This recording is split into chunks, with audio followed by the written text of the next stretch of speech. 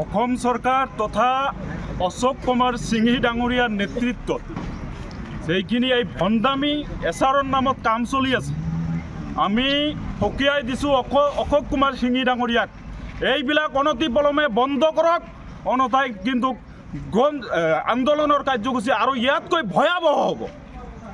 গতিকে আমি এটা সময় নিৰ্ধাৰিত কৰি দিছোঁ 2 তাৰিখৰ ভিতৰত যদি এই দেখি মানুহখিনিৰ এই নামখিনি যদি ঠিক কৰা নহয়, তেনেহ'লে 10 তাৰিখত কিন্তু ফাইনেল লিষ্ট যেটো ওলাব আমি শুনিব পাৰিছোঁ।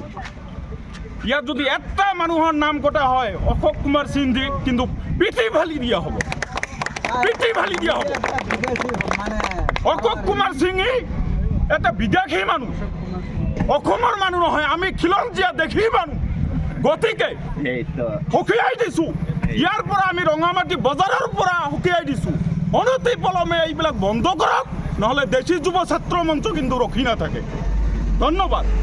ইয়াত যদি এটা মানুহৰ নাম কটা হয়, অশোক কুমাৰ সিংহিক কিন্তু পিঠি ফালি দিয়া হ'ব, পিঠি ফালি দিয়া হ'ব। অশোক কুমাৰ সিংহি এটা বিদেশী মানুহ, অসমৰ মানুহ নহয়, আমি খিলঞ্জীয়া দেখি মানুহ। গতিকে সকীয়াই দিছোঁ, ইয়াৰ পৰা আমি ৰঙামাটি বজাৰৰ পৰা সকীয়াই দিছোঁ, অনতিপলমে এইবিলাক বন্ধ কৰক, নহ'লে দেশী যুৱ ছাত্ৰ মঞ্চ কিন্তু ৰখি নাথাকে। ধন্যবাদ।